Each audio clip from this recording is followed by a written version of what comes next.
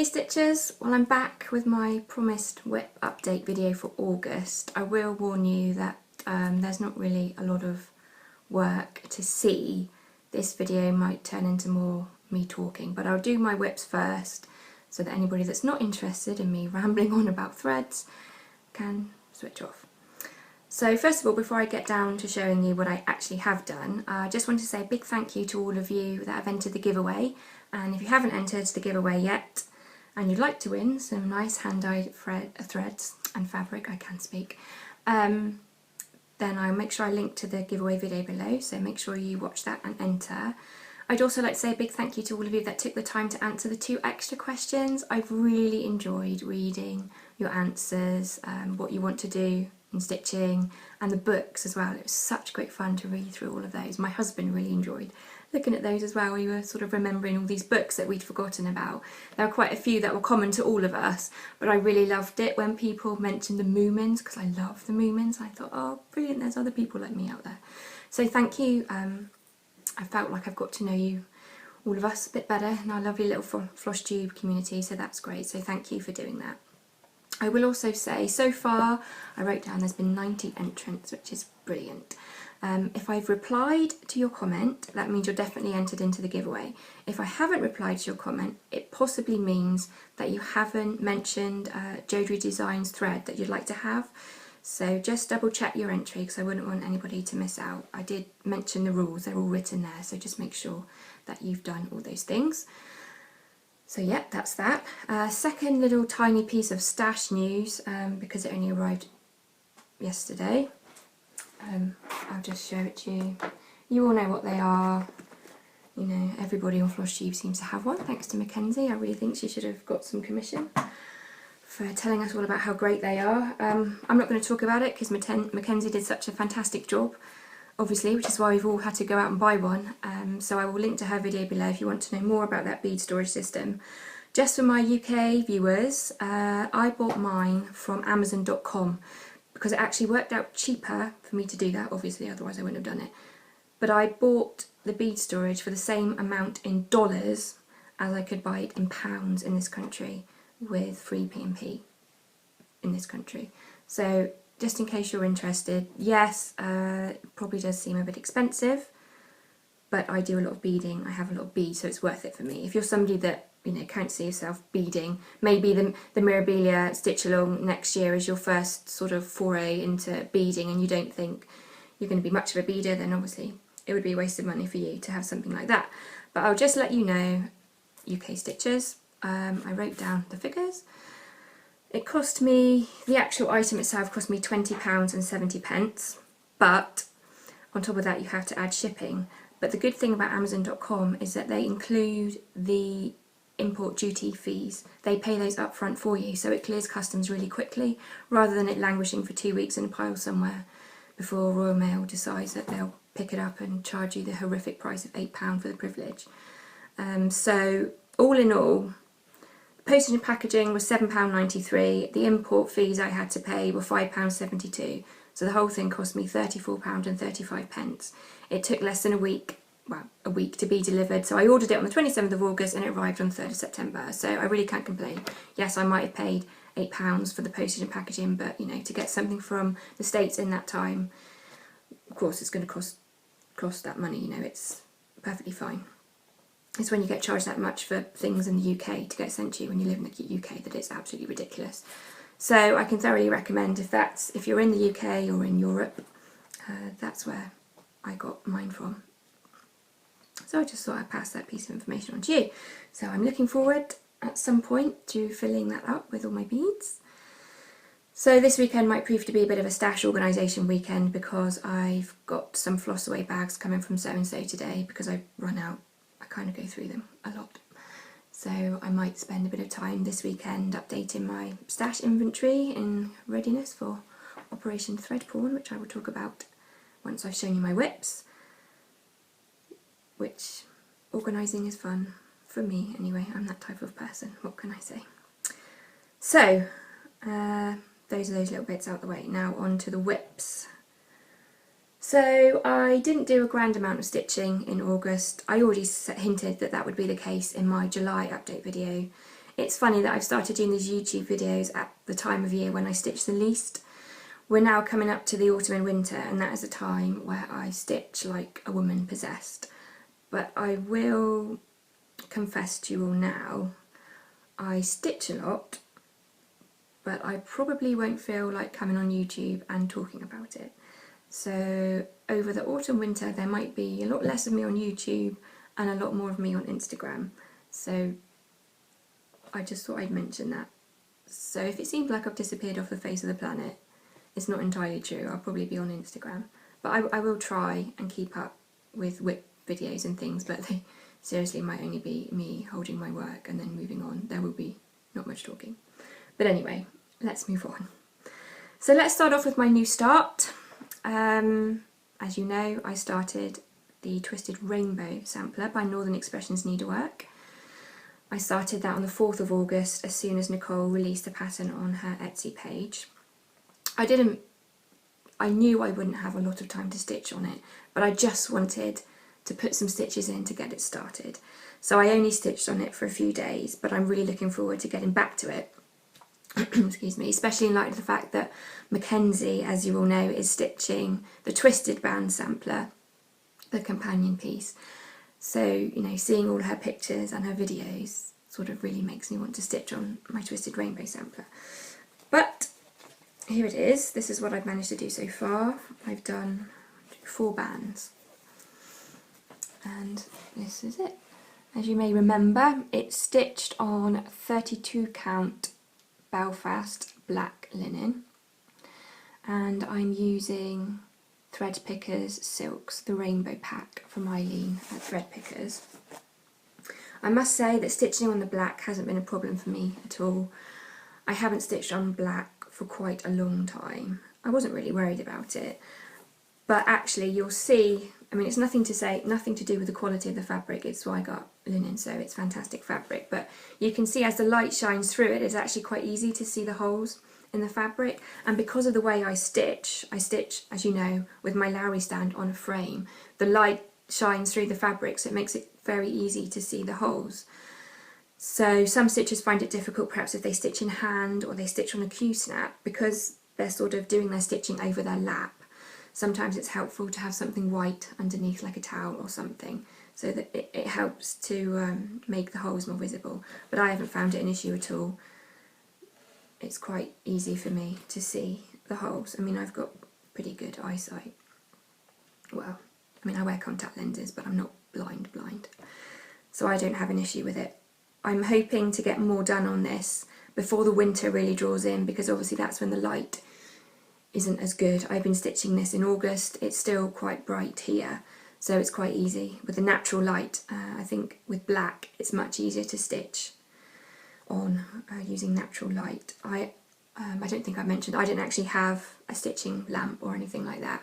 I do keep meaning to get around to getting one, but I don't know, I just don't. I spend my stash money on other things, as you know. But yeah, you do need good light, and natural light, I think, is the best you can get, obviously. So those are those bands. I don't know if you can see very well. The light is a bit too bright in this room today. But there's a band of cross stitches, then there's a band of eyelets. On the outside is rice stitches, and then there's smaller eyelets and diamond eyelets in the middle. That's what those big eyelets are. And then it goes to Algerian eyelets and rice stitches again.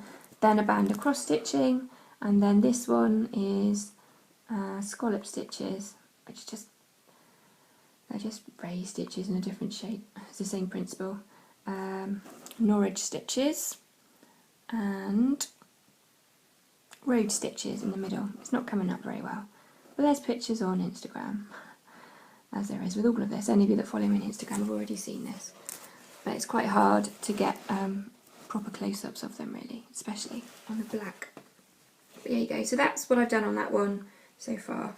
Yeah, the lights is too bright in here, really, but I thought if I delay doing this video any longer, it just won't get done. So I just thought, right, get on with it. So yeah, that's that one. So I'm looking forward to perhaps putting in a few more bands on that in September this month.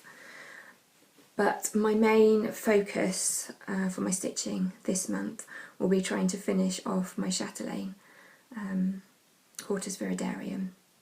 I've got 2 parts left and the beading to do. Shouldn't be too much of an issue, because obviously I basically have to stitch the same thing 4 times. So once you've stitched it, well, I find once I've stitched something once, you kind of remember, you know, how many stitches will I do, how many stitches of a certain colour you need to do, and the spaces between each and all the rest of it, and the colours and everything. So that's why I find chatelaines can move along quite quickly once you get in the groove of getting back to your pattern. It is hard when you've left a piece sometimes for a while. I mean, I haven't stitched on Hortus for a month to get back into it, you know, remembering the colour symbols and that type of thing.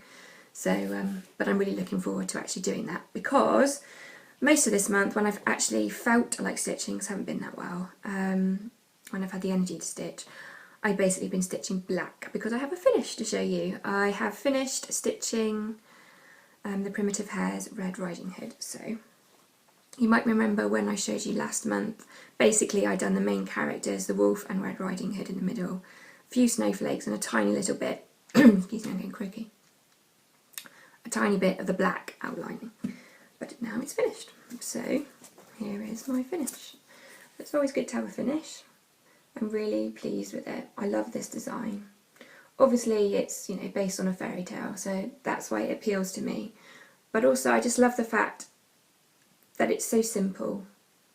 It only uses 4 colours of thread, and it just shows that, you know, as much as I love my chatelaines, my beads, my silks and everything else, you don't need all that stuff.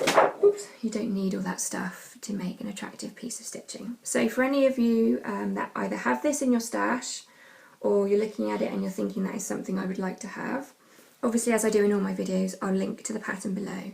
But just to let you know, I stitched mine on 36 count Edinburgh linen over 2, and I needed 2 skeins of Gentle Art sampler thread in Buckeye Scarlet, 2 skeins of Gentle Art sampler thread in Pecan Pie, and I needed 3 skeins of black. I use Anchor Black because that's my preference, and I will say, when I say I use 3 skeins, this is all I had left of the 3rd skein. So you might find, maybe if you stitch it on 28 count or, you know, 14 count age or equivalent, you might find you need 4 skeins of black, but that's how much black it took to finish that one. So I love that piece, and I'm really looking forward to stitching Sleeping Beauty, the companion piece, next year hopefully, and also to seeing what other fairy tales Isabella is going to be releasing in the future as part of this series, because I know she has plans for quite a few to be released. So that's that one.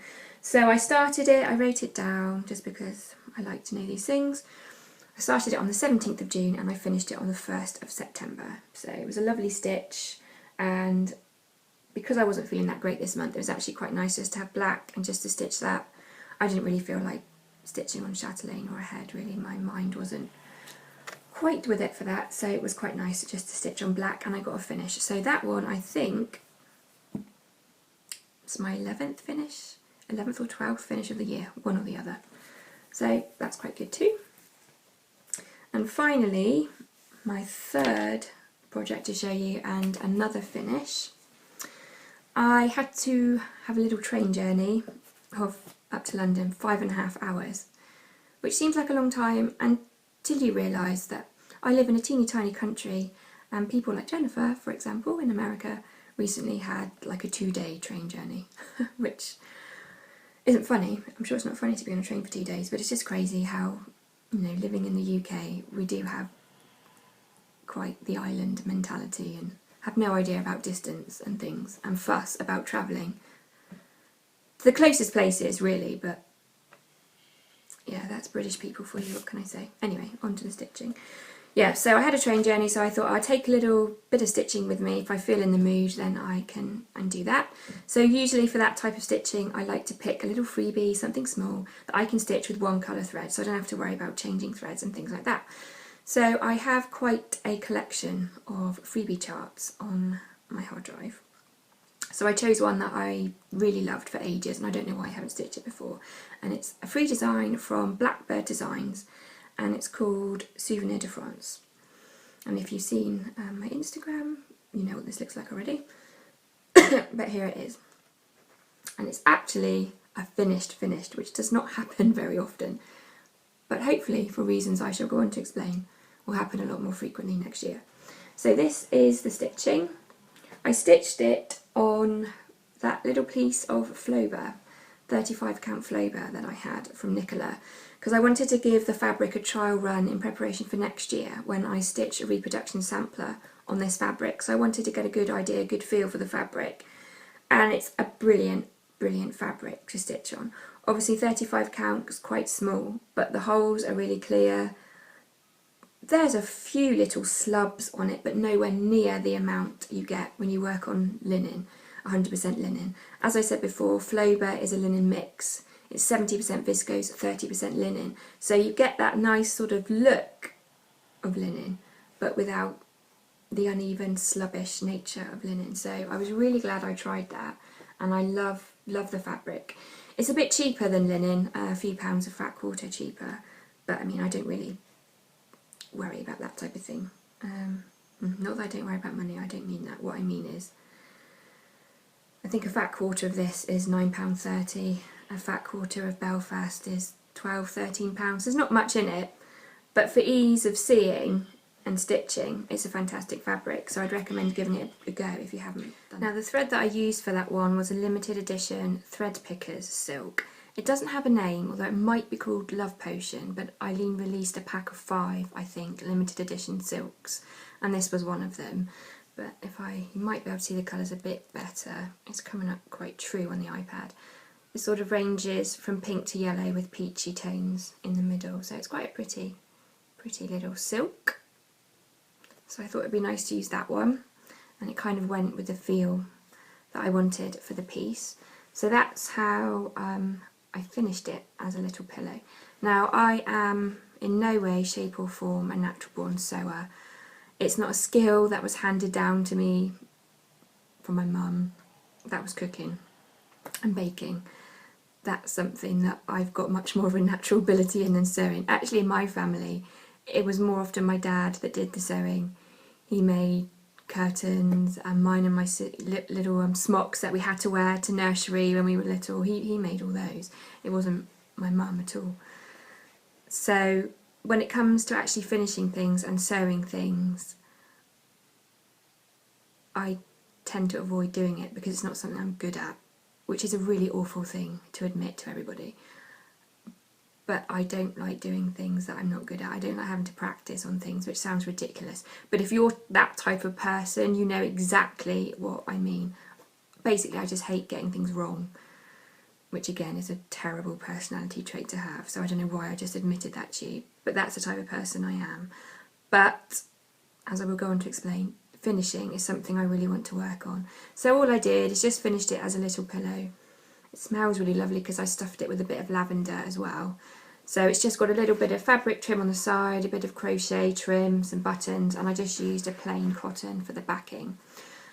But I can't believe I'm going to admit this to you, but the thing I'm most proud of about this is that seam. It's pathetic.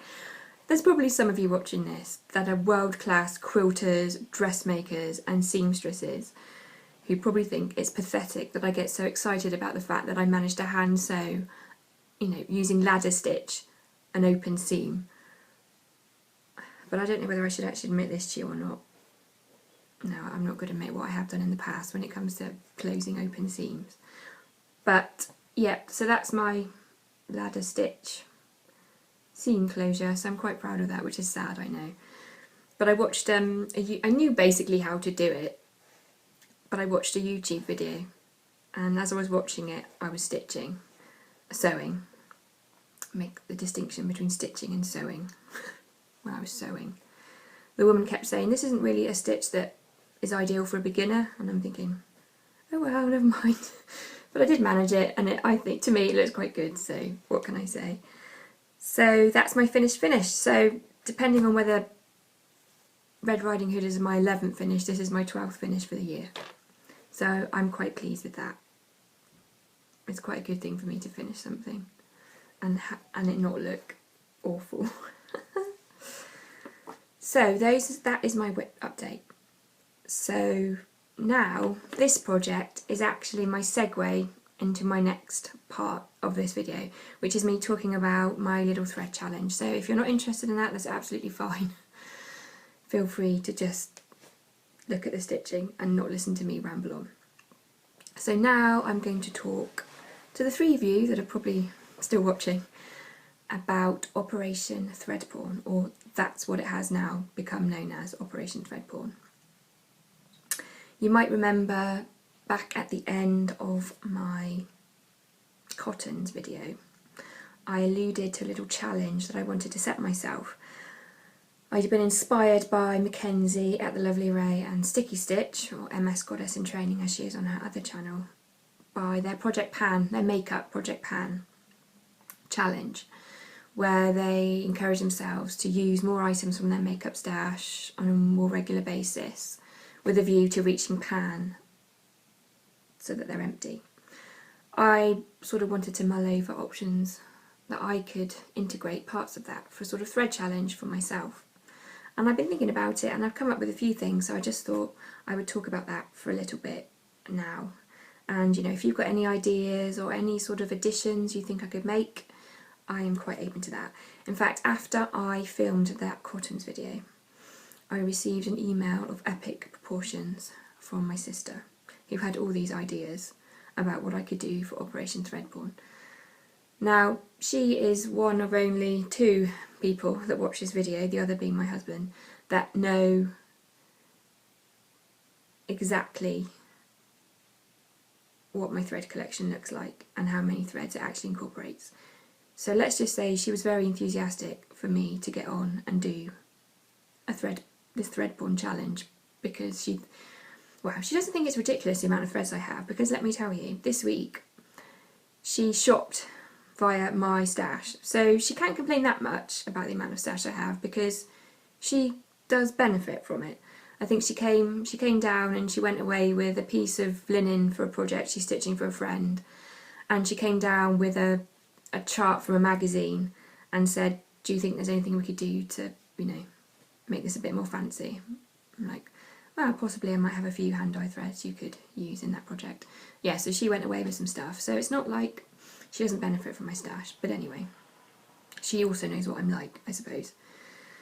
So yeah, she came up with some suggestions, not all of which I was particularly thrilled with, so they haven't, funnily enough, made their way into the challenge. Things like, I can only 1 in 10 threads I use can be purple. Well, that's just too mean.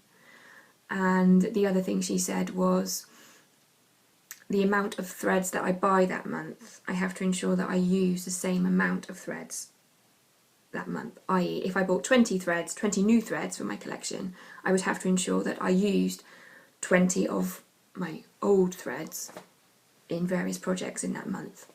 I didn't think much to that idea either. I will state, for the record straight away, this is in no way a no-buy challenge. There will still be threads bought next year, but this is more about using the threads that I have. Not using them up necessarily, just using them generally in projects. Now the main idea behind Operation Thread Porn, the main reason I wanted to come up with something, is for 2 reasons really. Firstly, as you know, I have a lot of hand-dyed threads in my stash which I don't get around to using, not because I don't love them, just because of the project choices I've made, which follows on to the second reason, is that I think of late my stitching rotation has been dominated really for the last few years with Heaven and Earth designs and chatelaines, which is not to say that I don't enjoy stitching those designs, because I do. I am not a stitcher that jumps on the bandwagon, so to speak. I only stitch on things because I want to stitch on them, not because it's the latest thing that everybody's stitching so I feel I have to stitch it.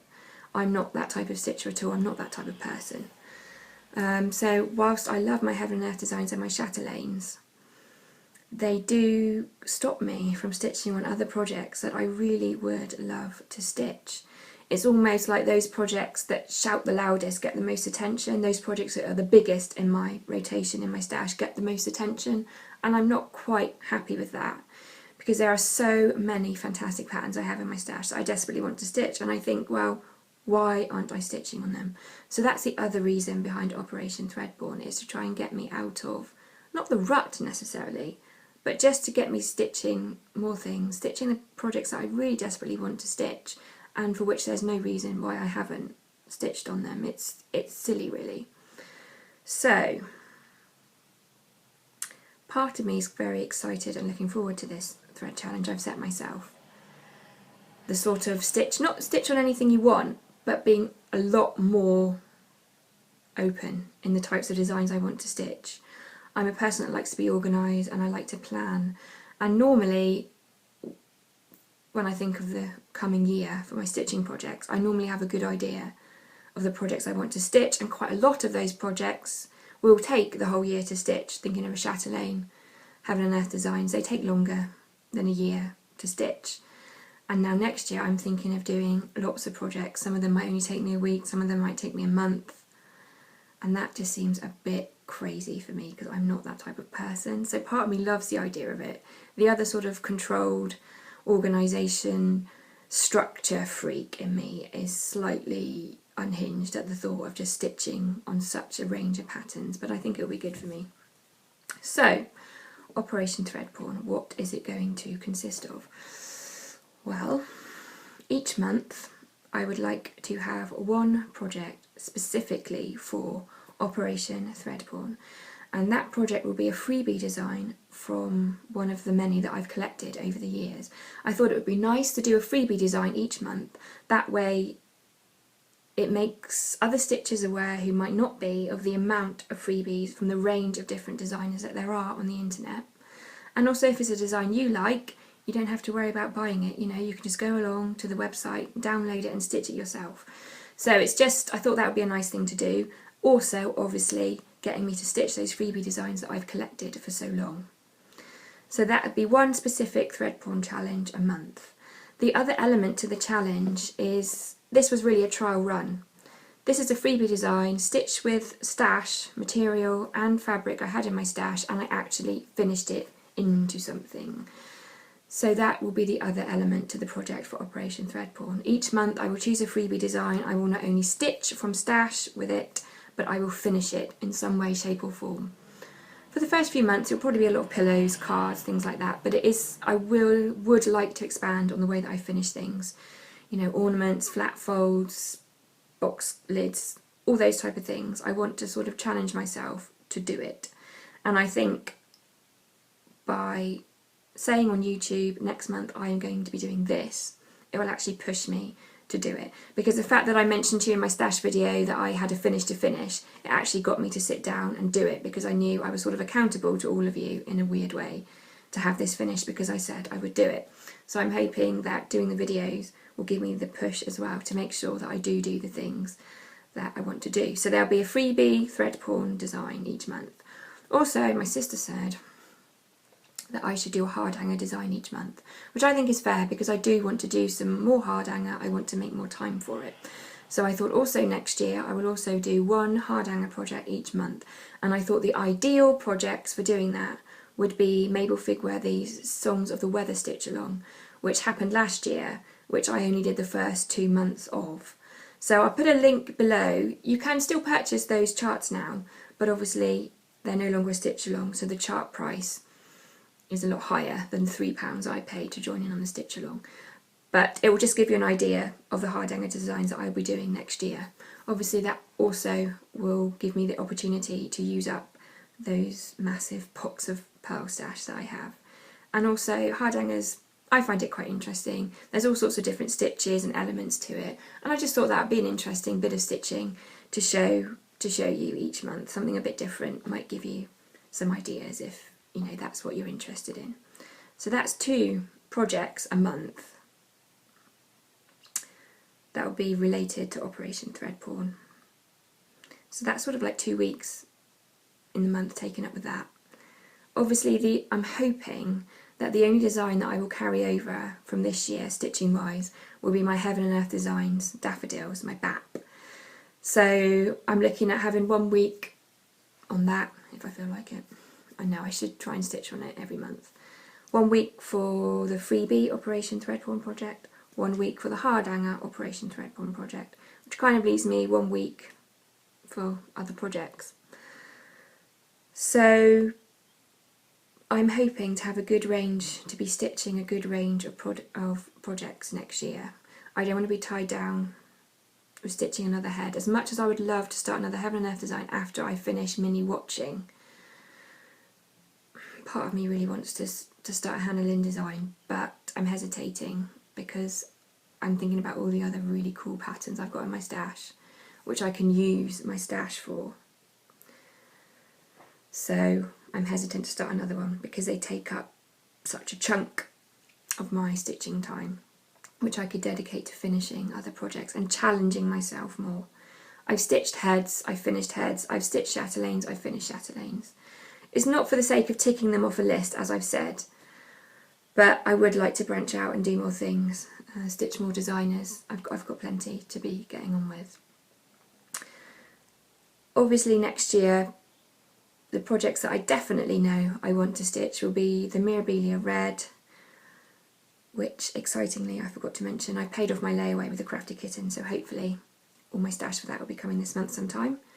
And related to that, the other project I want to stitch next year is Plum Pudding by Glendon Place, and I put in another layaway order with Dawn this morning, as it happens, for the materials for that one. And obviously I've got my reproduction sampler Flame Stitch by Scarlet Letter that I want to do next year. So far those are the only 3 projects that I know for definite that I will be stitching. Anything else I stitch will kind of be some sort of crazy pick what you want type thing, which is slightly scary, but I think it'll be a good thing. So when it comes down to the nuts and bolts of Operation Threadpawn, basically what I'm going to do is try my absolute best, not to use all the threads in my stash, I don't think I could do that in a year, but use as many different threads as I can throughout the year. So trying very hard not to repeat thread colours, so not to always reach for my favourites, not to reach for the obvious choices, unless it becomes absolutely essential, which I can't see happening if I try really hard, but it's not, I do have quite a range of different colours in my stash. So say for argument's sake, if I'm stitching green, say if I'm stitching grass for something and I just really need a green, but I've used all the green so far in Project Threadpawn, I could then pick a green that I'd already used. But chances are there's going to be plenty of other greens in my stash that I can use. So it's really making me think more about my thread choices, my colour choices, and just having more fun with my threads, really. That's what it's all about. So no repeats in thread choices unless it's absolutely essential. And any threads count. So it's not just, I won't just be making a note of the threads I use for my freebie design and my hard hanger design, but any other patterns, charts that I kit up, where I can, I will be stitching from my thread stash. So all of those threads will count towards my sort of Threadpawn totals in a way. And the way that I will know at a glance whether I've used a thread or not is where these little shiny rhinestone stickers come in, because I did think, I mean, I have a thread inventory on an Excel spreadsheet and I could put a little tick every time I use a thread, but I thought, well, that's not exactly very easily user friendly, so I thought rather than that, what I would do is every time I use a thread, as you know, I have, you know, here's an empty one, a record card inside, so every time I use a thread I will put a little sticker there so I can easily see at a glance when I'm rummaging through my threads to pull out ones for projects. I will know which ones I've chosen to use already, which will encourage me to look deeper into my stash for other options. So that is where the little shiny stickers come into with Operation Threadpawn. Now, the other thing about Operation Threadpawn is whilst I do have a very good base of colours, you know, I've got lots of purples, lots of greens, browns, blues, you know, all your standard colours that you'd expect to see in a design. I also have some really crazy out there colours, which I have no idea what I'm going to use for. But this is going to be part of the fun for me of Operation Threadpawn, is trying to come up with ways of using these threads. Now, I just randomly went through a box of threads and picked out some that are crazy colours to me as sort of an illustration of this. You might wonder, why does Amanda have these threads in her stash if they're not her colours? And it's probably, well, it will be because they were either in mystery sort of grab bag packs, or they were bargains on eBay that were lots of thread, the majority of which were probably, you know, purple or something. Threads I could use with the odd one or two that were a slightly bit crazy. But, you know, I love threads of all colours. I am not partial in that way. But I just thought I'd illustrate the point by showing you a few threads that I look at and think, oh my goodness, I don't quite know what I'm going to stitch with those. But here's some of them. This one's a Thread Pickers silk. It's called Frankenstein, and it's a sort of Halloween-y type thread, which I don't stitch. I don't do Halloween, I don't stitch Halloween-y things, so I have no idea what I'm going to use that for. A green and a grey silk. We shall see. And here are some wacky ones. They're sort of neon colours, really. Again, Thread Pickers. This one's called Fruit Salad. It's a neon pink and a bright yellow. And this one is called Hocus Pocus. Again, neon-y colours, blue, green, pink. No idea what I'm going to stitch with that. This one is Carrie's Creations, cotton. This one contains lots of different colours. Be ideal for sort of outline chart, something like that. But again, it's going to get me thinking about what I can use these threads for and having some fun with different designs. And another, these are different again, these are some Karen threads that I've got. I think I showed this one before. This one's Yellow Fever and this one's Deep Sunset. It's not that I don't like the threads, they just, when I look at them, I don't instantly get an idea of what I could use them in. I mean, this one's got purple in, so of course I love it, but it's got yellow as well and different colours that I don't necessarily not put together, because of course they do go together, but as I say, it doesn't instantly speak to me of what I can stitch with it. So this is the point of Operation Thread Porn, is to get me using those threads, coming up with different ways of using threads, different ideas, and to get me stitching different things. That is the point. So that's Operation Thread Porn. That's what it's going to be all about. I shall be starting that in January next year. Each month, as I said, there will be a hardhanger design, a freebie design that will be finished, and any other designs I stitch with hand-dyed threads will all count towards my thread total.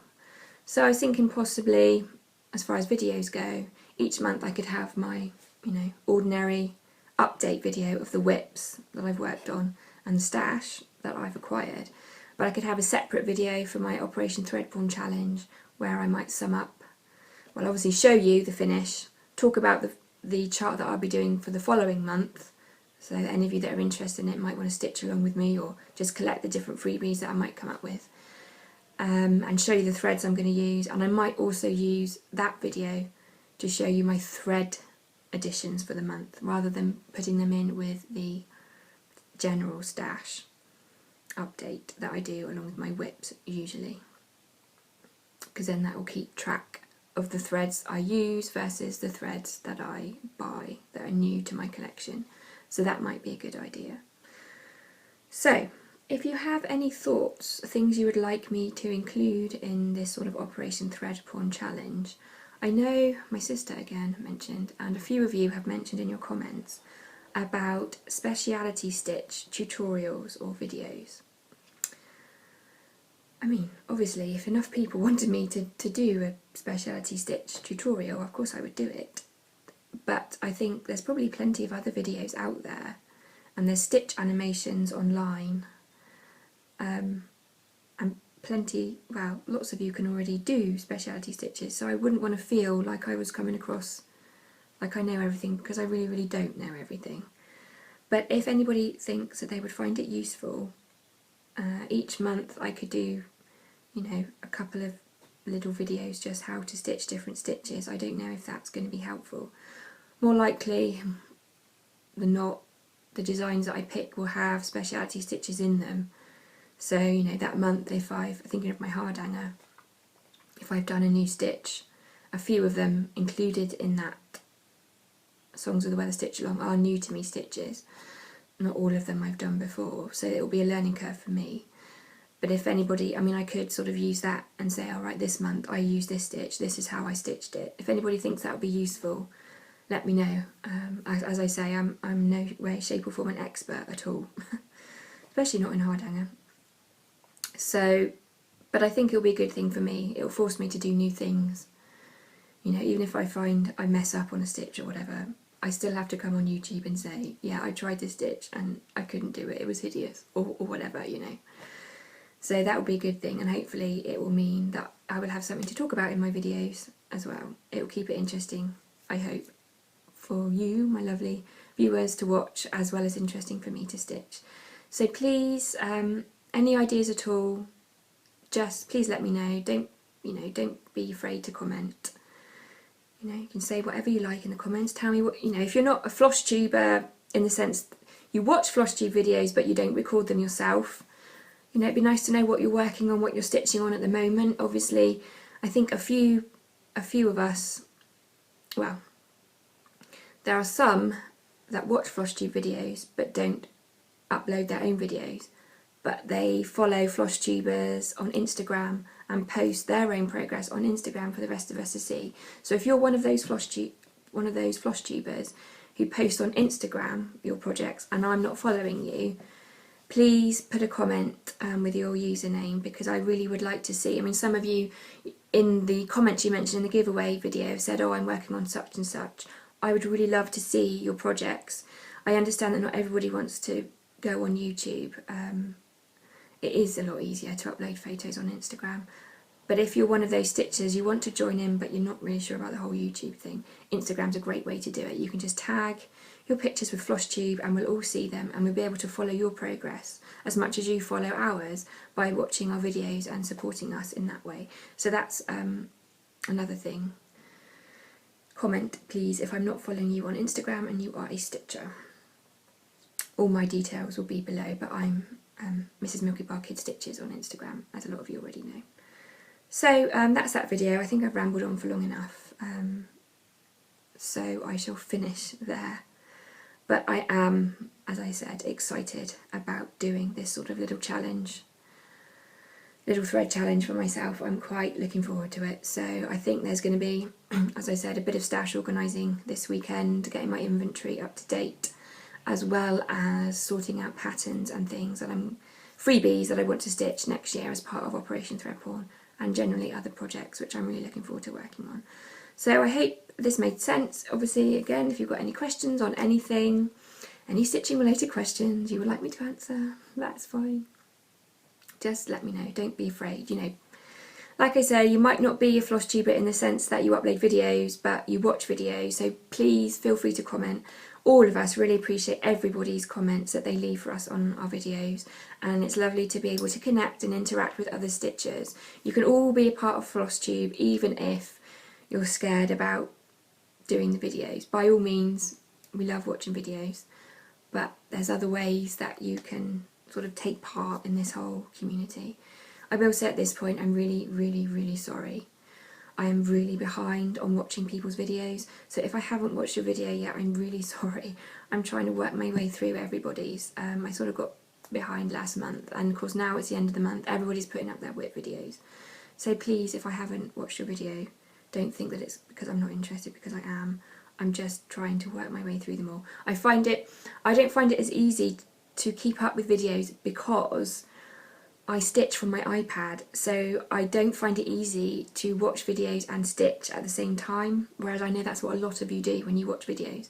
I'm more inclined to be watching the videos when I'm ironing or washing up or doing something really dull and boring.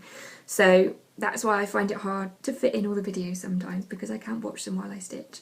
So apologies to any of you whose videos I haven't caught up with yet. Again, it's not because I'm not interested in your work, it's just because I just physically haven't had the time to sit and watch them. So that's my video. So I shall shut up now and just say thank you very, very much for watching, and happy stitching.